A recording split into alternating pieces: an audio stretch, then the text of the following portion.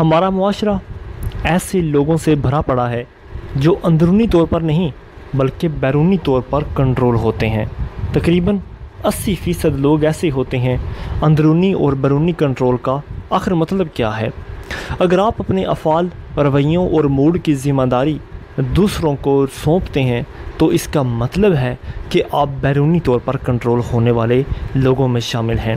مثال کے طور پر اگر کوئی آپ سے پوچھتا ہے کہ آپ کی زندگی کیسی ہے اور اگر آپ کا جواب مندرجہ ذیل نوعیت کا ہے تو آپ بیرونی کنٹرول پر ہیں، جیسے میرا باس میری زندگی کو جہنم بنا رہا ہے، میری بیوی یا میرا شوہر میرے ساتھ اچھا سلوک نہیں کر رہا، میرے والدین مجھے اچھا نہیں سمجھ رہے یا میرا استاد مجھے پسند نہیں کرتا۔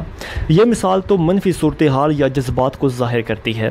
اگر آپ سوال کا جواب مثبت بھی دیتے اور اپنے خوش ہونے کا ذمہ دار بھی کسی اور کو سمجھتے تب بھی آپ بیرونی مداخلت سے کنٹرول ہونے والے لوگوں میں ہی شامل ہو رہے ہیں۔ اندرونی طور پر کنٹرول ہونے والا شخص اپنے رویے، افعال، موڈ اور زندگی کی پوری ذمہ داری اپنے آپ کے خود لیتا ہے۔ آپ ایسے لوگوں کو اپنی زندگی کے لیے دوسروں پر الزام لگاتے کبھی نہیں دیکھیں گے۔ وہ بہت سمجھتے ہیں کہ کوئی اور ان کی زندگی کی ذمہ داری نہیں لے سکتا، وہ خود ہی الزام دھرتے یا خود ہی تحسین پاتے ہیں۔ حال ہی میں ایک خاتون میرے پاس آئیں جس کا وزن تقریباً 70 پاؤنڈ سے زیادہ تھا۔ وہ بہت سے ڈاکٹروں جن میں ماہر غذائیات بھی شامل تھے مشورہ کر چکی تھیں اور تقریباً وزن گھٹانے کا ہر علاج آزما چکی تھیں، لیکن بقول اس کے کہ کوئی بھی چیز ان سے دن سے زیادہ فائدہ مند نہیں دیتی۔ ملاقات سے پہلے 45 منٹوں میں اس نے اپنی مشکل کے لیے ہر کسی پر الزام لگایا، جس میں اس کے والدین بھی شامل تھے۔ اس کے خیال میں چونکہ اس کے والدین دیہاتی پس منظر سے تعلق رکھتے تھے اور ان کے نزدیک صحت مند ہونے کا معیاری بھاری بھرکم ہونا تھا، اس نے اپنی ماں پر الزام لگایا کہ وہ بچپن میں اسے چکنائی والی غذائیں کھلاتی تھی۔ اس نے خاوند پر الزام لگایا کہ وہ بھی اسے چکنائی والی غذائیں کھلاتا تھا، حتیٰ کہ اس نے بچوں کو بھی مجرم ٹھہرایا کیونکہ اس کی وجہ سے وہ اتنی مصروف رہتی ہے کہ اسے ورزش کرنے کا وقت نہیں ملتا۔ اس نے تمام سلیمنگ کلینکس اور ماہرین غذائیات پر بھی الزام لگایا کہ یہ سبھی لوگ فراڈ ہیں جو کہتے ہیں کہ ویسا کر دیں گے ویسا کر دیں گے۔ اس نے ہر کسی پر الزام تراشی کی، لیکن صرف ایک شخص اس کے فہرست میں شامل نہیں تھا اور وہ تھی وہ خود، اس کی غذا اور اس کے کھانے پینے کی عادتیں۔ اللہ تعالیٰ سورہ انعام میں ارشاد فرماتا ہے، اور کوئی پتا نہیں گرتا مگر وہ اللہ اس کو بھی جانتا ہے، اور کوئی دانہ زمین کے تاریک حصوں میں نہیں پڑتا، اور نہ کوئی تر اور نہ کوئی خشک چیز گرتی ہے مگر یہ سب کتاب مبین میں ہیں۔ زندگی کی ذمہ داری اٹھانے کی نسبت دوسروں پر الزام تراشی کرنا آخر کتنا آسان کام ہے۔ کئی ہفتوں کے بعد اس عورت کو احساس ہوا اگر ایسا ہی ہوتا رہا تو کچھ بھی نہیں بدل سکے گا، اور تبدیلی تبھی آئے گی جب وہ اپنی زندگی کی ذمہ داری خود اٹھائے گی۔ اسے احساس ہوا کہ سوائے اس کے کوئی اس کی زندگی میں تبدیلی نہیں لا سکتا، اور جب اس نے ایسا کیا تو چند مہینوں میں وہ بہتر سے بہتر ہوتی چلی گئی۔ ہم اپنے ارد گرد کے حالات یعنی کہ لوگوں تک کو نہیں بدل سکتے، چیزیں ہمیشہ خراب رہیں گی، لوگ مسلسل ہمیں مایوس کرتے رہیں گے، ناکامیاں آتی رہیں گی، ہم اپنی بیرونی دنیا پر قابو نہیں پا سکتے، تاہم ہم ان چیزوں پر قابو پا سکتے ہیں جو ہمارے احاطے ہمارے کنٹرول میں ہیں، اور وہیں زندگی کے مسائل پر ہمارے رد عمل ہیں۔ بس ارادہ کر لیں کہ دوسروں پر الزام نہیں لگانا اور کبھی آپ نے شکایت نہیں کرنی۔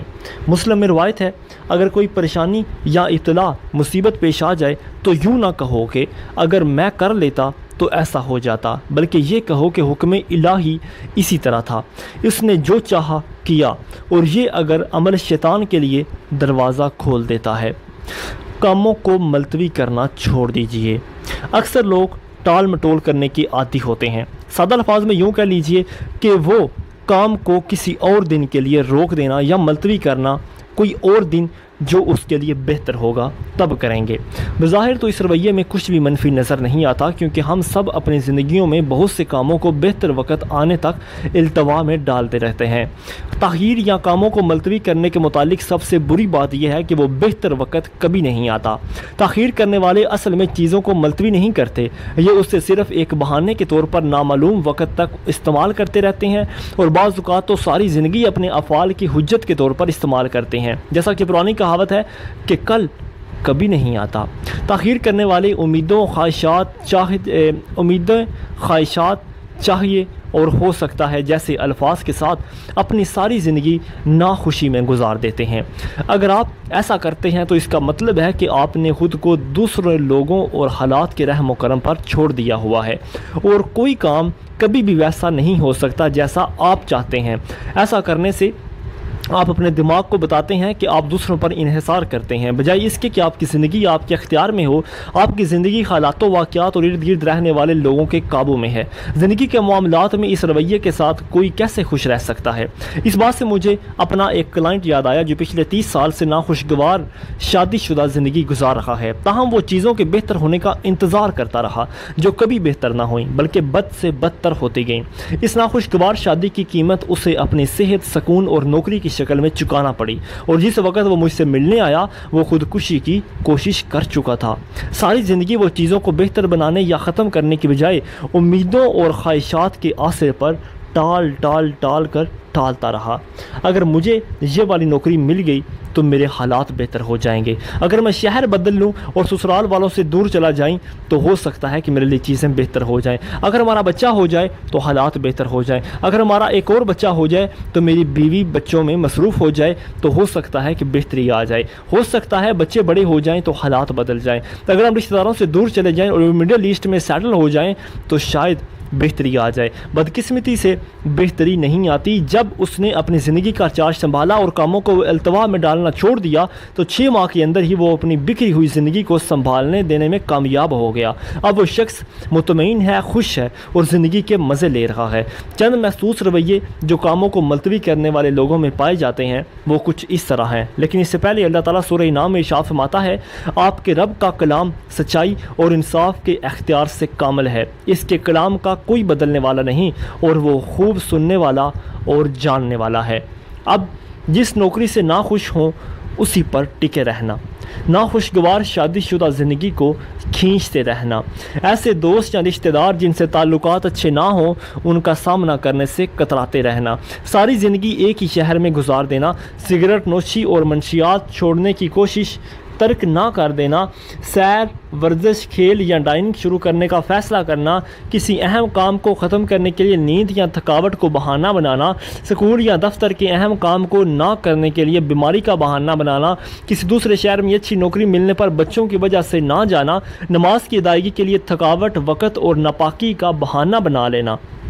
اگر آپ اپنی دنیا بدلنا چاہتے ہیں تو کاموں کو التوا میں ڈالنا خدا نہ چھوڑ دیجئے، بس جو آپ کرنا چاہتے ہیں کر گزریے۔ یاد رکھیے آپ میں اتنی قوت ہے کہ آپ زندگی کی چارج کو سنبھال سکیں، اور کچھ بھی کرنے کے لیے آپ صرف کرنے کا سوچے بغیر لیکن اور اگر کے۔ سورہ انعام میں اللہ تعالیٰ ارشاد فرماتا ہے، ہم کسی شخص کو اس کی طاقت سے زیادہ تکلیف نہیں دیتے۔ کیا آپ اسے احساس سے ذمہ داری کہتے ہیں؟ اس دنیا میں کوئی عظیم کام اس وقت تک انجام نہیں پا سکتا جب تک کہ کام کرنے والا اپنے مقصد کی پوری طرح ذمہ داری نہ لے اور اسے پورا کرنے کی سرتوڑ کوشش نہ کرے۔ ذمہ داری اٹھانا بذات خود کوئی عمل یا سرگرمی نہیں بلکہ یہ تو ایک طرز زندگی ہے۔ ایک دن عزیز مینیجر میرے سیمینار کے بعد مجھ سے ملنے آیا اور کہنے لگا کہ فائز، میں نے آپ کی کتاب پڑھی اور میں نے پایا کہ میری زندگی کی سب سے بڑی کمزوری ذمہ داری قبول کرنا ہے اور دوسروں کو اختیار دینا کہ وہ میرے لیے انتخاب کریں۔ اس لیے میں نے فیصلہ کیا کہ میں اپنی زندگی کی گاڑی اب خود سنبھالوں گا۔ پچھلے چند ہفتوں میں میں نے کسی چیز کے لیے شکایت نہیں کی، چاہے کچھ بھی ہوا ہو۔ میں نے اپنے تمام شعبوں یعنی ڈپارٹمنٹس میں ہونے والی تمام سرگرمیوں کو پوری طرح اپنے آپ پر ذمہ داری اٹھائی۔ آخر میں نے اندازہ لگا لیا کہ میں بغیر کسی صلے کے بہت زیادہ کام کر رہا ہوں، تو میں نے ذمہ داری قبول کرنا چھوڑ دیا اور واپس اپنی روٹین پر آ گیا۔ اس قسم کے لوگوں کے بارے میں آپ کیا کہتے ہیں؟ کیا ذمہ داری اٹھانا ایک مذاق ہے؟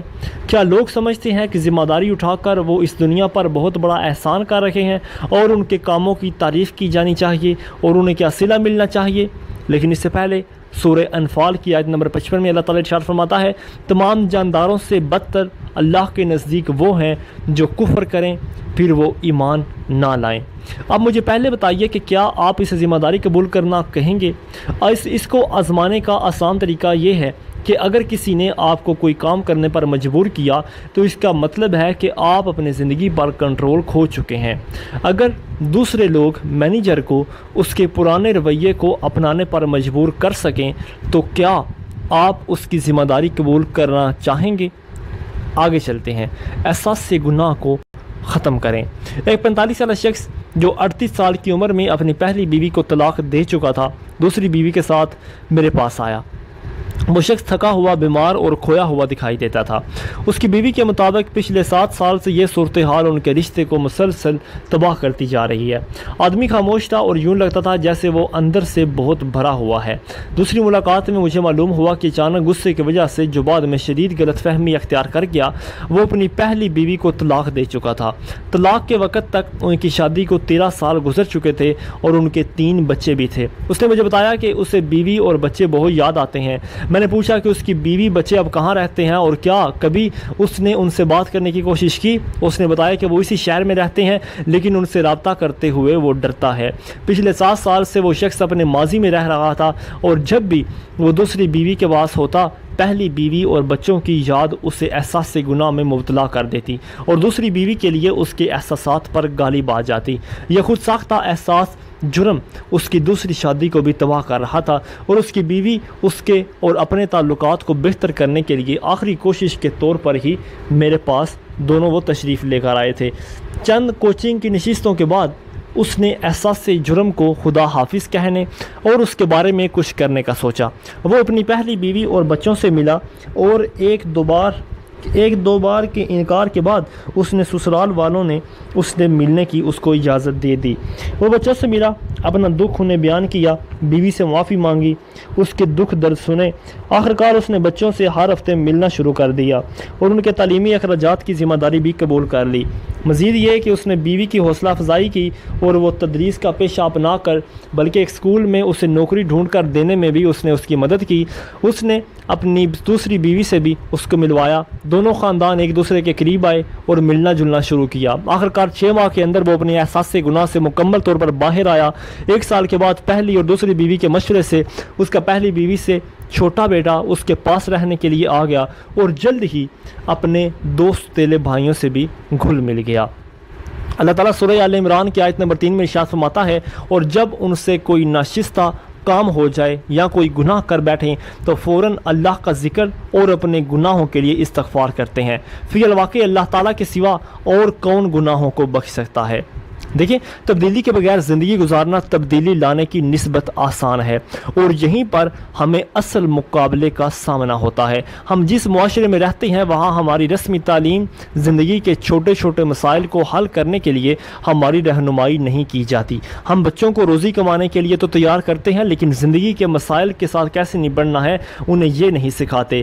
اس لیے جب تک ہم انہیں نہیں سکھائیں گے تو وہ کبھی نہیں سیکھیں گے، اور اگر وہ خود سیکھ بھی لیں تو ہو سکتا ہے کہ وہ غلط سیکھ لیں۔ احساس سے گناہ کی یہ مثال لیجئے، ایک نومولود بچہ احساس سے گناہ سے بے نیاز ہوتا ہے۔ اس کا مطلب ہے کہ اگر ہم میں سے کوئی احساس سے گناہ میں مبتلا ہے تو وہ اسی دنیا میں اس کے ماں باپ، دوست، استاد، بیوی، شوہر، کوئی ساتھی یا باس کسی نے بھی اس کے اندر ڈالا ہوا ہے۔ آئیے دیکھتے ہیں کہ احساس سے جرم آتا کہاں سے ہے۔ دیکھیں، اپنے شریک حیات سے مت بھولیے کہ آپ نے ہنی مون کے دوران میرے ساتھ ایسا کیا تھا۔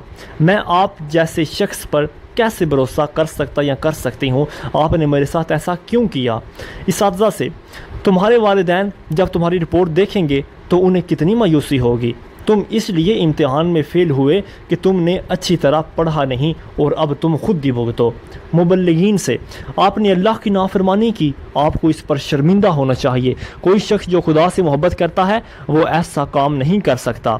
خود سے، مجھے ایسا نہیں کرنا چاہیے تھا، مجھے معلوم ہونا چاہیے تھا، میں ہمیشہ لوگوں کا دل دکھاتا ہوں۔ یہ سوچنے کی بجائے کہ یہ احساس جرم آپ میں کیسے آیا، فوراً اس سے نجات پائیے۔ احساس گناہ صرف ایک پچھتاوا ہے، اس کا کام جو ضروری نہیں کہ برا ہی ہو، لیکن آپ کو یقین ہو کہ وہ ناپسندیدہ اور غیر ضروری ہے۔ ماضی تاریخ بن چکا ہے، اب آپ اس سے صرف اور صرف سیکھ سکتے ہیں، اس سے دہرانے کی غلطی خدا را نہ کریں۔ اب ان حالات کو بہتر بنائیں جس کی وجہ سے کسی شخص کو تباہی کا سامنا کرنا پڑا۔ صرف احساس گناہ میں مبتلا رہنا آپ کو کوئی فائدہ نہیں دے سکتا۔ آج اپنے آپ سے ایک مخلصانہ ارادہ کریں کہ احساس گناہ کو ختم کرنا ہے، اور پھر اسے ختم کرنے کا منصوبہ بنائیں، اور اس منصوبے پر خدا را عمل درآمد بھی ضرور کریں۔ تمام پریشانیوں کو خدا حافظ کہہ دیں۔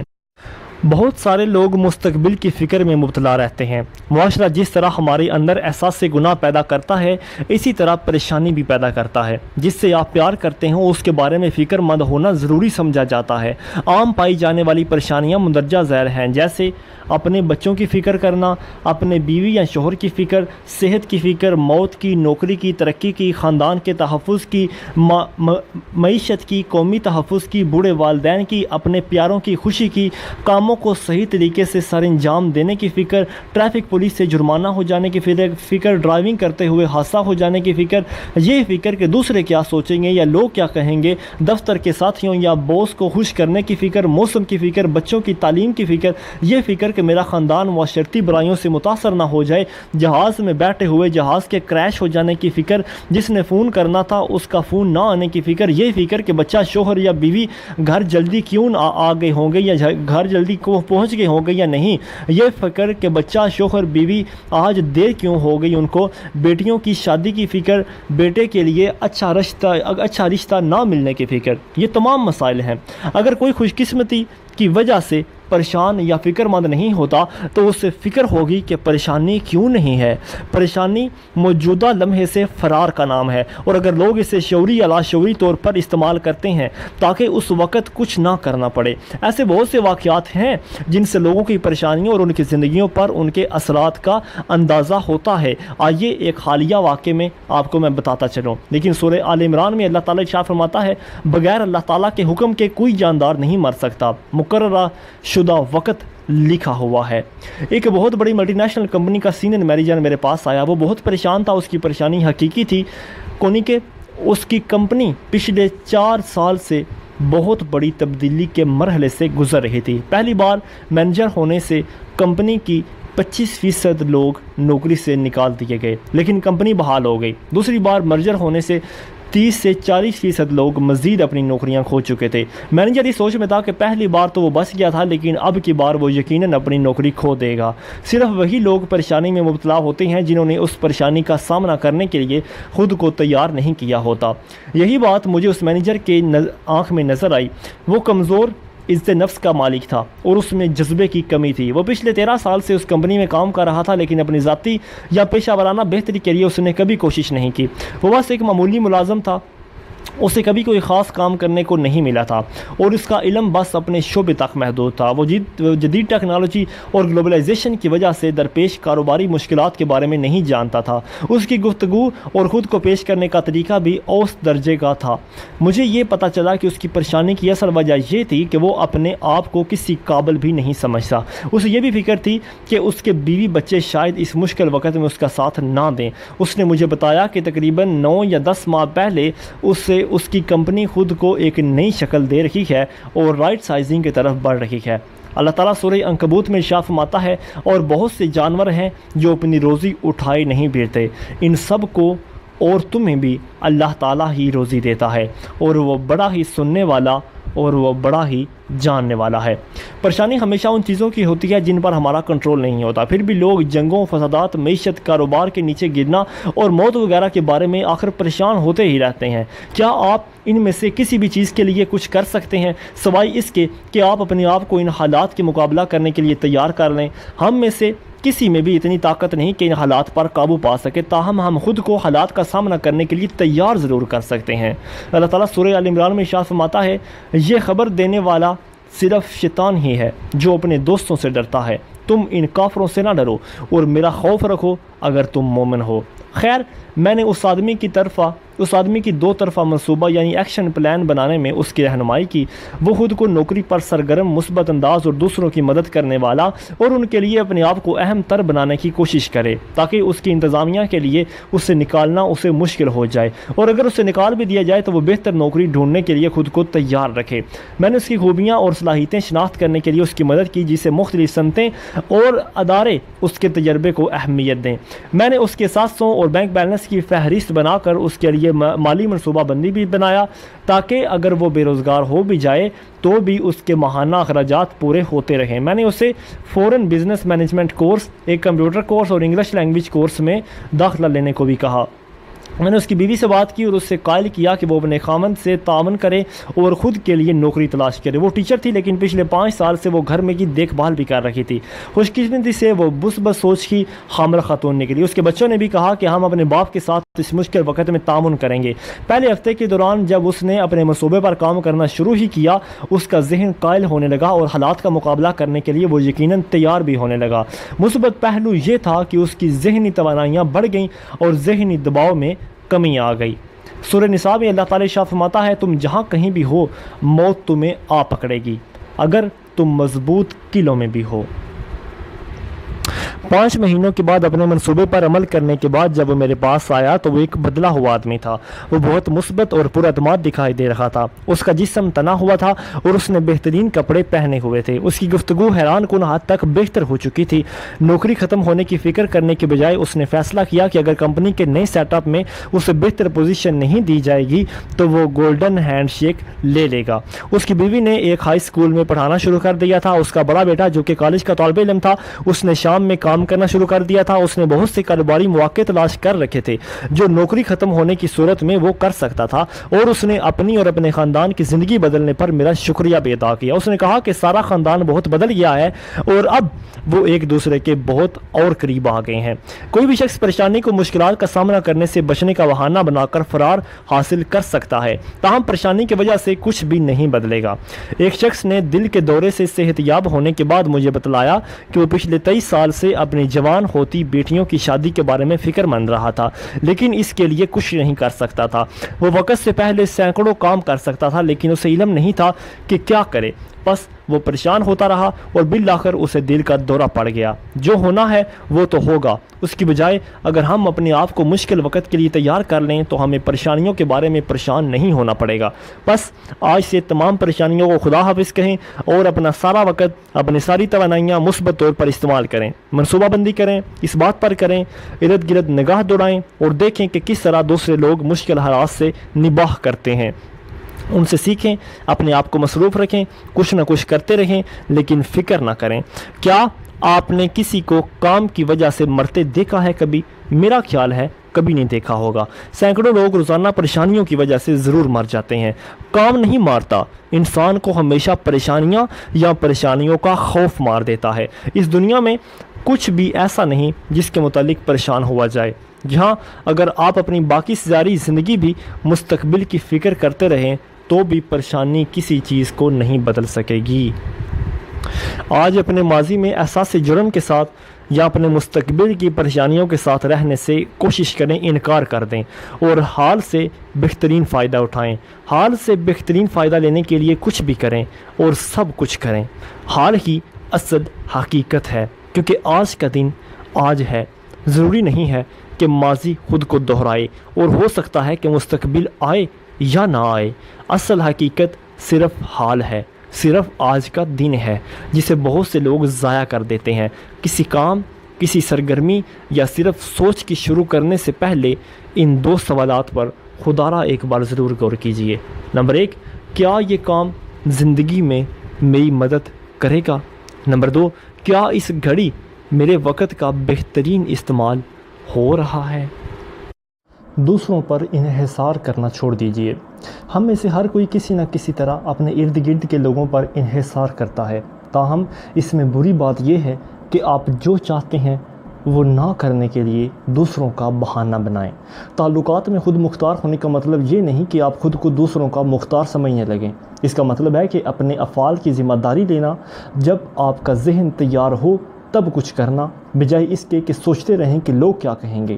آئیے میں پہلے آپ کو ان تمام رویوں کی فہرست بتاؤں جو میں دوسروں پر انحصار کرتے رہنے والے لوگوں میں دیکھتا ہوں، جیسے کسی پیار کی موت کے بعد غم زدہ رہنا، بچے، بیوی، شوہر یا کسی قریبی رشتہ دار کے ناپسندیدہ رویے پر شرمندہ ہوتے رہنا، لوگوں کی باتوں، احساسات یا سوچ سے دکھی رہنا، اپنی زندگی کے متعلق کوئی فیصلہ کرنے کے لیے والدین، بھائی یا بہنوں یا بیوی یا شوہر سے پوچھنا، تب خوش ہونا جب آپ کا شوہر یا بیوی خوش ہو، اگر خود کے احساسات بیوی یا شوہر سے متضاد ہوں تو ان کو چھپانا، اپنی جگہ پر دوسروں کو فیصلہ کرنے کی اجازت دینا۔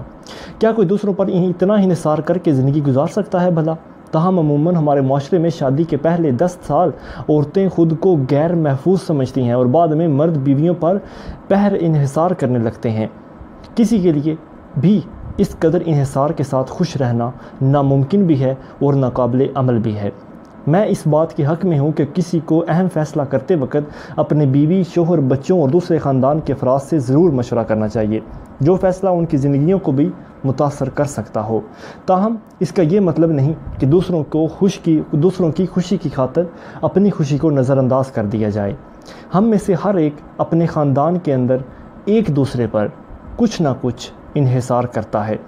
میں کچھ خاص چیزوں کے لیے اپنی بیوی پر انحصار کرتا ہوں اور کچھ کے لیے وہ میرے اوپر، اور اس طرح تعلقات قائم رہتے ہیں۔ ہمیں یہ ضرور سمجھنا چاہیے کہ اگر ہم اپنے پیاروں پر انحصار کرتے ہوئے یا خود مختاری سے کوئی فیصلہ کرتے ہیں تو ہم کبھی خوش نہیں رہ سکتے۔ مسئلہ اس وقت شروع ہوتا ہے جب ہم اپنے تعلقات میں دوسروں کا سامنا کرنے سے بچنے کے لیے کچھ کرنے یا نہ کرنے کا فیصلہ کرتے ہیں۔ اس صورت میں اگر ہم اپنی خواہشات کے برعکس کسی دوسرے کے لیے کچھ کریں تو غصہ، ناخوشی اور بے اطمینانی جو اس کام کی وجہ سے ہوگی بالآخر ہمارے تعلقات کو تباہ کر ڈالے گی۔ ابو داؤد کی روایت ہے کہ صوبان رضی اللہ تعالیٰ عنہ بیان کرتے ہیں، رسول اللہ صلی اللہ علیہ وآلہ وسلم نے ارشاد فرمایا کہ جو شخص میرے ساتھ اس بات کا عہد کر لے کہ میں لوگوں سے سوال نہیں کروں گا تو میں اس کے لیے جنت کا ضامن ہوں۔ ایک شخص میرے پاس آیا جس کی بیوی اپنے خاندان کی وجہ سے دوسرے شہر منتقل نہیں ہونا چاہتی تھی۔ 5 سال میں اس نے 3 پیشہ ورانہ موقع صرف اس لیے کھو دیے کہ اس کی بیوی باہر جانے پر راضی نہیں تھی۔ اس نے وہی کیا جو اس کی بیوی اس سے کروانا چاہتی تھی۔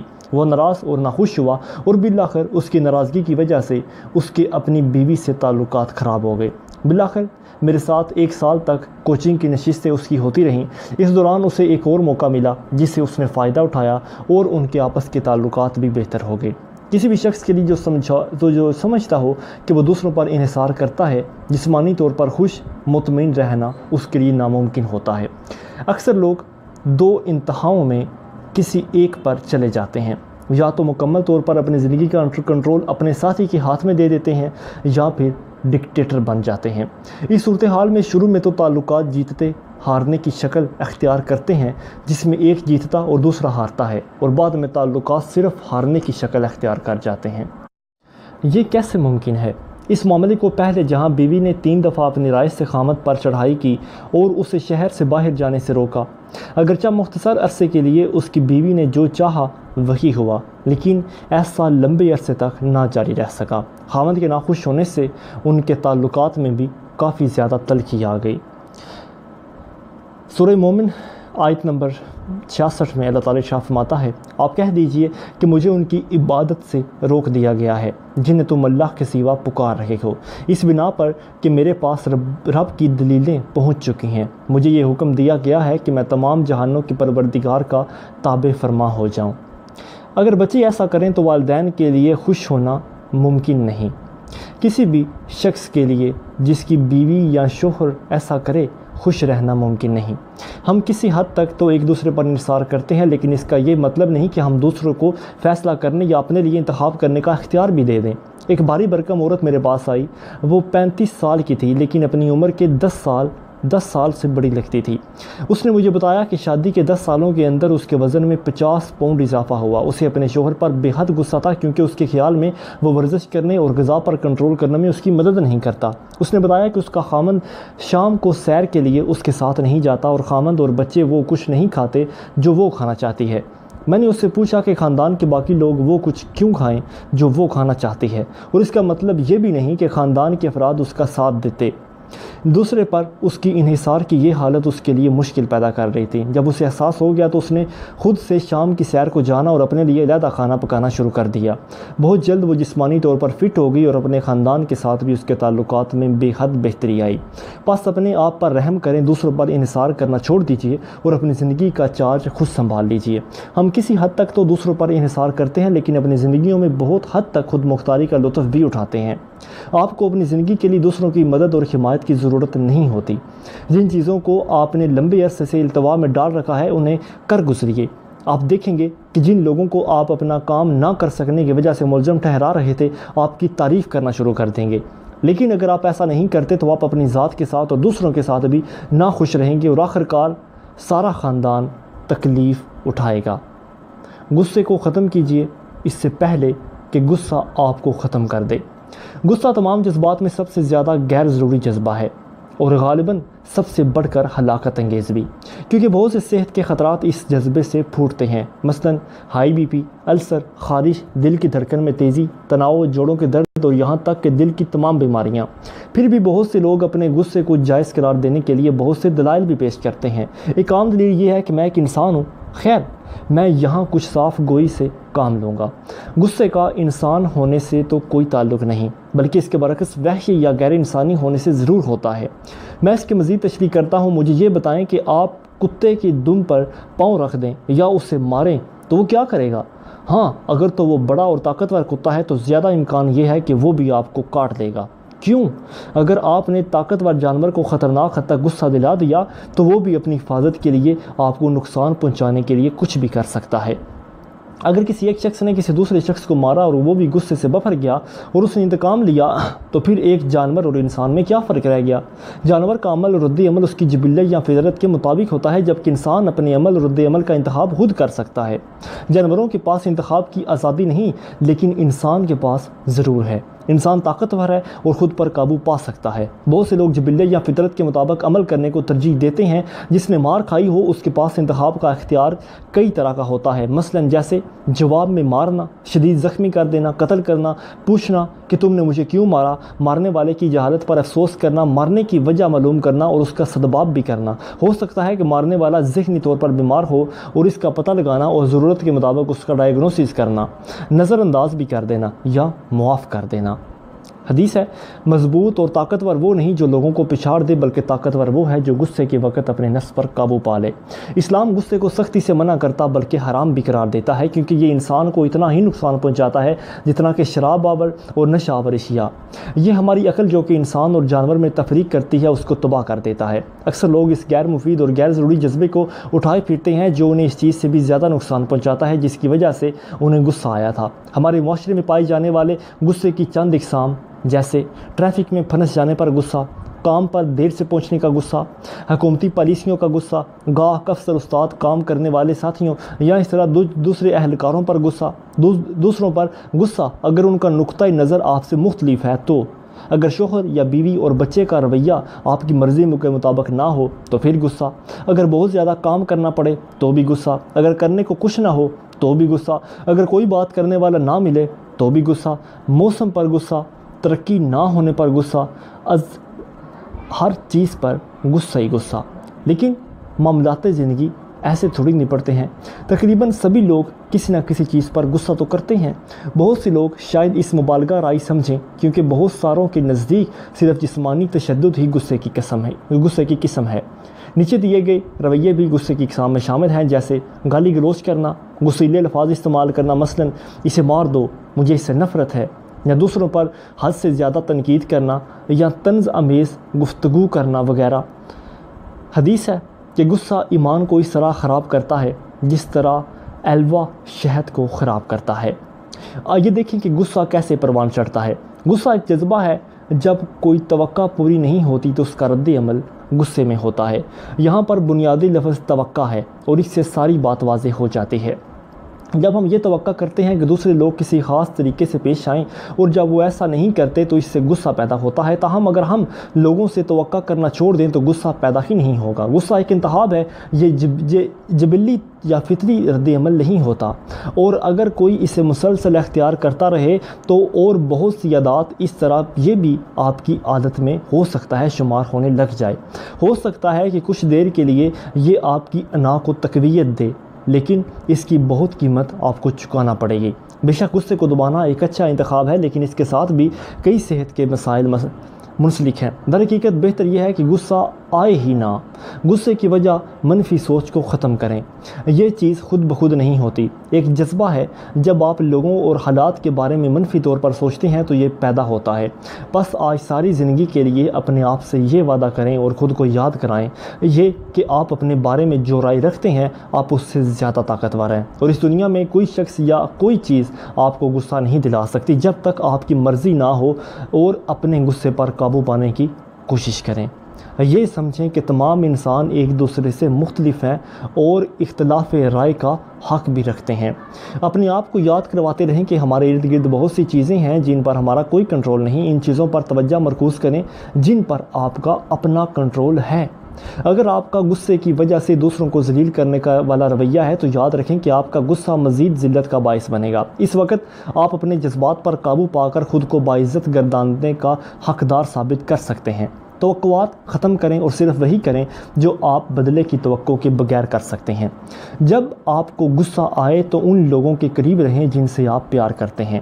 موقع سے ہو سکے تو ہٹ جائیں، سیر کے لیے نکل جائیں یا کچھ اور کر لیں جو آپ کر سکتے ہوں۔ اپنے جواب یا رد عمل کو کچھ دیر کے لیے ملتوی کر دیں، یہ ایک بہتر علاج ہو سکتا ہے۔ ترمذی ابو داؤد کی روایت ہے، وہ شخص جو غصے کو پی جائے حالانکہ وہ اس کے جاری کرنے پر قادر ہے، اللہ تعالیٰ اس سے قیامت کے روز تمام خلائق کے سامنے بلائے گا اور انعام پر انعام دیتا رہے گا، یہاں تک کہ اسے اختیار دیا جائے گا کہ تجھے جو حور چاہیے اسے لے لے۔ سوال پوچھیے۔ اپنی ساری زندگی میں میں لوگوں کے رویوں اور ذاتی خصوصیات کا مشاہدہ کرتا رہا ہوں۔ میں نے یہ سیکھا کہ جیتنے اور ہارنے والے لوگوں کے درمیان فرق مثبت سوال پوچھنے کی صلاحیت کا ہے۔ سوال پوچھنے کی اہم خصوصیت زندگی کی طرف مثبت رویے کو ظاہر کرتی ہے۔ ہماری سوال پوچھنے کی اہلیت ہی ہمیں زندگی کے ایک نئے راستے سے متعارف کروا کر ہمیں اس کی راہ پر گامزن کرتی ہے۔ سوالات کا معیار زندگی کا معیار متعین کرتا ہے۔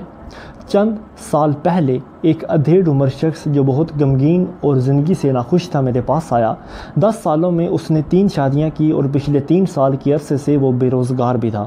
اس کی عمر تقریباً 36 سال کی تھی، لیکن وہ اپنی عمر سے بہت بڑا دکھائی دے رہا تھا اور شدید جذباتی تناؤ اور پریشانی سے بھی گزر رہا تھا۔ اس سے پہلے مشکوات کی روایت، علم ایک خزانہ ہے جس کی کنجی استفسار اور سوالوں کا پوچھنا ہے، لہٰذا اپنے علم میں اضافے کے لیے سوال پوچھا کرو۔ اس سے 4 قسم کے لوگوں کو اللہ تعالیٰ کی طرف سے اجر ملتا ہے۔ ایک وہ جو سوال کرتا ہے، دوسرا وہ جو اس کا سوال کا جواب دیتا ہے، تیسرا وہ جو اسے سنتا ہے، اور چوتھا وہ جو ایسے لوگوں سے محبت رکھتا ہے۔ اب جیسے ہی میں نے اسے پوچھا کہ اس کے خیال میں مسئلہ کیا ہے تو اس نے بیوی، بچوں، سابقہ افسروں اور معاشرے پر الزام لگانے شروع کر دیے۔ میں نے اس سے پوچھا کہ کیا تم نے اس صورتحال سے بچنے کے لیے کوئی مختلف تدبیر کی؟ اس نے میرے سوال کو ٹالنے کی کوشش کی۔ جب اس نے جانا کہ فرار کا کوئی راستہ نہیں تو اس نے رونا شروع کر دیا اور اگلے دن ملنے کی درخواست کی۔ اگلے دن جب وہ واپس آیا تو اس کی جذباتی حالت کچھ بہتر تھی۔ اس نے مجھے بتایا کہ پچھلے 10 سال کا جائزہ لیتے ہوئے وہ ساری رات سو نہیں سکا۔ اس نے مانا کہ اس کی بیویوں، افسروں اور ساتھیوں میں سے کوئی بھی غلط نہ تھا، بلکہ اس کا ضرورت سے زیادہ تنقیدی بلکہ تش رویے کی وجہ سے ان سب کے لیے اس کا ساتھ رہنا مشکل تھا۔ نوکریوں کے معاملے میں بھی یہی بات تھی۔ اس نے کہا کہ وہ اپنے ارد گرد کے لوگوں کو ہمیشہ بیوقوف سمجھتا تھا کہ انہیں کسی بات کا پتہ ہی نہیں، اور جو کچھ وہ کرتے اس پر وہ بہت زیادہ نکتہ چینی کرتا اور دوسروں کا اس کے ساتھ گزارا کرنا بے حد مشکل ہو گیا۔ مشکات المصابی میں ہے، اچھا سوال کرنا جہالت کی دوا ہے۔ مثبت سوال ہمیں خودشناسی کے سفر پر ڈالتے ہیں۔ سب سے آسان کام دوسروں پر الزام لگانا ہے، یہ سستا سودا ملتا ہے ہمیں۔ اپنے اندر جھانکنے کی بجائے، مثبت سوال پوچھنے کی بجائے، آپ آسانی سے مسئلے کو حل کرنے کی بجائے مصیبتوں کے لیے آپ دوسروں پر الزام لگا سکتے ہیں، لیکن دیکھیں ایک فرد اپنے رویے کی کیا قیمت چکاتا ہے۔ دوسروں پر شدید نکتہ چینی کی بجائے اس سے خود سے سوال کرنا چاہیے تھا۔ ذہن وہی کرے گا جو آپ اسے کرنے کے لیے کہیں گے۔ اگر آپ دوسروں پر نکتہ چینی کرنا چاہتے ہیں تو آپ نے اپنے بائیں دماغ کو جاگنے اور سرگرم ہونے کا اشارہ کر دیا ہے، اور جب آپ کا بایاں حصہ سرگرم ہو جائے گا تو دایاں حصہ یا تخلیقی حصہ پچھلی نشست کو سنبھال لے گا۔ اس کا انتخاب آپ نے کرنا ہے کہ دماغ کے کون سے حصے کو سرگرم رکھنا ہے۔ سوال کرنے سے آپ اپنے اندر موجود تخلیقی اور مسائل کا حل ڈھونڈنے والے ذہن کو جاگنے کا اشارہ کر رہے ہوتے ہیں۔ جب آپ مثبت سوال پوچھیں گے تو آپ کا دماغ ایک خادم کی طرح پابند ہے کہ آپ کو ان سوالات کے جوابات فراہم کرے۔ اس شخص کے اندر بھی کچھ ایسی ہی بات تھی جو درستگی چاہتی تھی، اور اسے اس کے اندازہ میرے سوالوں کے بعد ہو گیا تھا۔ چنانچہ سوالات کا معیار زندگی کا معیار متعین کرتا ہے۔ جب بھی مشکلات پیش آئیں، آپ غمگین ہوں، آپ کی نوکری چھوٹ جائے، تو کبھی بھی منفی سوچوں میں گم نہ ہوں، خود سے معیاری سوالات کیجیے جو کہ اس طرح کے ہو سکتے ہیں۔ مثلاً ایسا کیوں ہوا؟ میرے ساتھ ہی ہمیشہ ایسا کیوں ہوتا ہے؟ کیا میں نے کوئی مختلف کام کیا ہے؟ وہ مجھ سے کیوں محبت کرتا یا کرتی ہے؟ وہ مجھ سے کیوں محبت کرتا یا نہیں کرتی ہے؟ میری ترقی کیوں ہوئی یا میری ترقی کیوں نہیں ہوئی؟ اس کی ترقی کیوں ہوئی یا اسے مجھ پر فوقیت کیوں ملی؟ میرے بچے مجھے کیوں پسند یا ناپسند کرتے ہیں؟ میری دوستی بہت سے لوگوں سے کیوں نہیں ہے؟ اس نے میرے ساتھ ایسا کیوں کیا؟ میں خود کو کیسے یقین دلاؤں کہ مجھے یہ نوکری مل جائے گی؟ مجھ میں اور دوسرے لوگوں میں جو کہ خوش ہیں کیا فرق ہے؟ میں اپنے شوہر یا بیوی اور بچوں کے ساتھ اپنے تعلقات کیسے بہتر بنا سکتا یا بنا سکتی ہوں؟ میں ایسا کیا کروں کہ لوگ مجھ سے زیادہ پیار کریں؟ اپنے دفتر میں اپنی کارکردگی میں کیسے بہتر بناؤں؟ اب میں اکثر بیمار کیوں ہو جاتا یا ہو جاتی ہوں؟ میں زندگی کو مزید بہتر بنانے کے لیے کیا کر سکتا یا کر سکتی ہوں؟ میں اپنی ماہانہ آمدنی میں کیسے اضافہ کروں؟ اس نوکری کے لیے میرے اندر کیا کمی ہے؟ میں اس نوکری کو یقینی بنانے کے لیے کیا کر سکتا ہوں؟ خود کو اس وقت خوش کرنے کے لیے میں کیا کر سکتا ہوں؟ میرے وقت کا بہترین استعمال کیسے ہو سکتا ہے؟ میرے بچے جب بڑے ہوں گے تو ان کی ذمہ داریوں کو پورا کرنے کے لیے میں آج کیا کر رہا ہوں؟ بس کسی چیز میں مت الجھیے اور چیزوں کو التوا میں ڈالنے، الزام تراشی اور شکایتوں کو اپنا وقت دینے کے لیے خودارا مت بیٹھیے۔ اس کی بجائے سوال پوچھنے کا فن سیکھیے اور اس چیز پر عمل کیجیے۔ بحقی کی روایت ہے، اچھی طرح سوال کرنا آدھا علم ہے۔ اگلا ٹاپک، عمل ہی سے حالات بدلتے ہیں۔ اگرچہ سوچ بہت اہمیت کی حامل ہے، لیکن جب تک آپ اس پر عمل نہیں کریں گے کچھ نہیں ہوگا۔ بینک فراڈ کی مثال لے لیں، یہ ایک سوچ سے شروع ہوا، تاہم اگر اس شخص نے اپنی سوچ پر عمل نہ کیا ہوتا تو کچھ بھی نہ بگڑتا۔ ہم بہت سی باتوں پر بحث کرتے آ رہے ہیں جو یقیناً آپ میں نئی روح پھونکتی بھی آ رہی ہوگی۔ اپنے سیمیناروں کے دوران میرا واسطہ ایسے بہت سے لوگوں سے پڑتا ہے جو بہت پرجوش محسوس کرتے ہیں، لیکن حقیقتاً ان کی زندگی میں تبدیلی نہیں آتی۔ ہزاروں ایسے بھی ہوتے ہیں جن کی زندگی میں ہمارے سیمینار کے بعد براہ راست تبدیلی آئی۔ اگر آپ مجھ سے پوچھیں کہ ان لوگوں میں کیا فرق ہے تو یہ فرق صرف عمل کا ہے۔ کسی صورتحال یا لوگوں کے متعلق آپ کا کتنا ہی مثبت کیوں نہ سوچتے ہوں، جب تک آپ عمل نہیں کریں گے کوئی چیز آپ کی زندگی کو تبدیل نہیں کر سکتی۔ فرض کیجیے آپ اپنے شوہر یا بیوی کے متعلق سوچ رہے ہیں کہ جب وہ گھر واپس آئے گا یا آئے گی تو آپ اسے کیسے خوش آمدید کہیں گے، تاہم اس کے گھر میں داخل ہونے پر آپ جو اس کے متعلق سوچ رہے تھے اس سے مختلف اظہار کرتے ہیں۔ میں سمجھتا ہوں کہ کوئی بات ہو سکتی ہے، لیکن ضروری نہیں کہ آپ ایسا چاہتے ہیں۔ یقین رکھیں کہ صرف ان چیزوں پر عمل کریں جنہیں آپ حاصل کرنا چاہتے ہیں، چاہے آپ کچھ بھی کریں۔ لیکن جب آپ پوری طرح سے کسی چیز میں شامل نہیں ہیں تو اس کا مطلب ہے کہ آپ کو اس میں پوری دلچسپی بھی نہیں ہے۔ اگر آپ اپنے تعلقات یا اپنی صحت کو بہتر بنانا چاہتے ہیں تو کسی جذباتی دھچکے سے باہر آنے کی کوشش کریں یا خود کو کامیابی کی چوٹی پر لے جانے کے لیے تیار کریں۔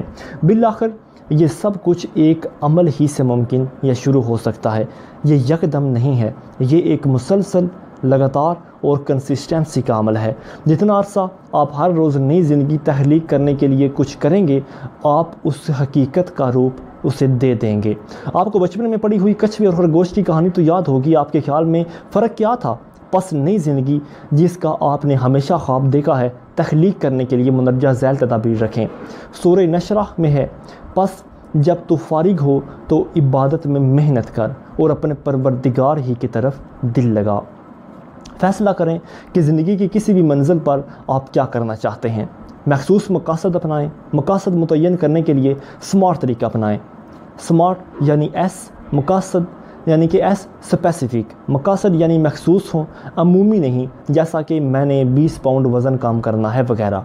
ایم، ایس کے بعد ایم آتا ہے۔ ایم مطلب میئریبل یعنی قابل پیمائش ہوں، جیسا کہ اوپر کی مثال سے ظاہر ہوتا ہے۔ ایسا نہیں کہ میں اپنی آمدنی میں اضافہ کروں گا، مطلب یہ کہ آپ اپنی آمدنی میں کتنا اضافہ کریں گے۔ اب اسپیسیفک سے آگے آئیں تو اس کے بعد سمارٹ سے آگے آئیں تو اس کے آتا ہے اے۔ اے سے مطلب ایکشن اورینٹڈ یعنی قابل عمل ہوں، جس میں منصوبہ سازی اور مشکلات پر قابو پانے کے لیے طریقے اور وسائل شامل ہوں کہ مجھے اپنے خوابوں کو حقیقت کا روپ دینے کے لیے کیا کرنا ہوگا۔ اب سمارٹ کے آخر میں آتا ہے آر، مقاصد یعنی آر سے مطلب ریئلسٹک۔ آپ کے مقاصد ریئلسٹک یعنی حقیقی ہوں، اتنے چھوٹے بھی نہیں کہ آپ کو تحریک نہ دے سکیں اور اتنے بڑے بھی نہیں کہ آپ کے متعین کردہ وقت میں ان کو حاصل کرنا ناممکن ہو۔ اور سمارٹ کے آخری ٹی میں ہے ٹائم باؤنڈ یعنی ان کی مدت متعین ہو کہ مثلاً 20 مارچ 2002 تک یا 20 مارچ 2020 تک میں اپنا وزن 20 پاؤنڈ کم کر لوں گا یا کر لوں گی۔ نمبر 2، آپ جو حاصل کرنا چاہتے ہیں یا زندگی کے مقصد کو حاصل کرنے کے لیے راستے کا تعین کریں۔ اس مقصد کو پانے کے لیے راستے میں جو کچھ آپ کو کرنا ہے اس کا تعین کریں۔ نمبر 3، ناپسندیدہ عادت یا وہ رویہ جو آپ کے تعلقات، استنفس، معیاری زندگی، معاشی اور روحانی حالت کو خراب کر رہا ہے اس کو بھی تحریر کریں۔ نمبر 4، تصور کریں کہ اگر آپ بدل گئے تو زندگی کیسے بدلے گی۔ نمبر 5، خود سے سوال کریں اگر آپ بدل گئے تو آپ کیسا محسوس کریں گے۔ نمبر 6، خود سے پوچھیں اگر آپ بدل گئے تو جن سے آپ پیار کرتے ہیں وہ کیسا محسوس کریں گے۔ نمبر 7، خوشی اور تکلیف کے اصول یعنی ٹرپل پی سے مراد کہ پلیئر کے principle of pain and player کو استعمال کریں۔ نام بدلنے کے رویے کے ساتھ دکھ یا شدید تکلیف کو منسلک کر دیں، یعنی اگر آپ کی یہ عادت و رویہ نہ بدلا تو آپ کے ساتھ کیا ہوگا، لیکن اس کے برعکس اگر آپ بدل جائیں تو اس کے ساتھ خوشی اور لطف کو منسلک کریں۔ آپ کو کیا فائدہ ملے گا، آپ کی زندگی میں کیسی خوشگوار تبدیلیاں آئیں گی وغیرہ۔ اور نمبر 9، اس تبدیلی کو حقیقت کا روپ دینے کے لیے جو افعال آپ اپنائیں گے آپ انہیں باقاعدہ طور پر تحریر کریں گے۔ نمبر 10، لکھیں کہ آج سے لے کر آپ آئندہ کیا کرتے رہیں گے۔ نمبر 11، نامناسب یا ناپسندیدہ رویے کو مناسب یا پسندیدہ سے بدل لیں گے۔ مثال کے طور پر اگر آپ سگریٹ نوشی چھوڑنا چاہتے ہیں تو اس کی جگہ سیر کرنے یا کوئی کھیل جس کو آپ برسوں سے ٹال مٹول میں ڈال رہے تھے اس سے بدل دیں۔ اور نمبر 12، اب اس کو کر گزریں۔ اور نمبر 13، اس منصوبے سے نظر بالکل مت ہٹائیے۔ اللہ تعالیٰ سورہ آل عمران میں فرماتا ہے، پھر جب آپ کا پختہ ارادہ ہو جائے تو اللہ تعالیٰ پر بھروسہ کریں، بے شک اللہ تعالیٰ توکل رکھنے والوں کو دوست رکھتا ہے۔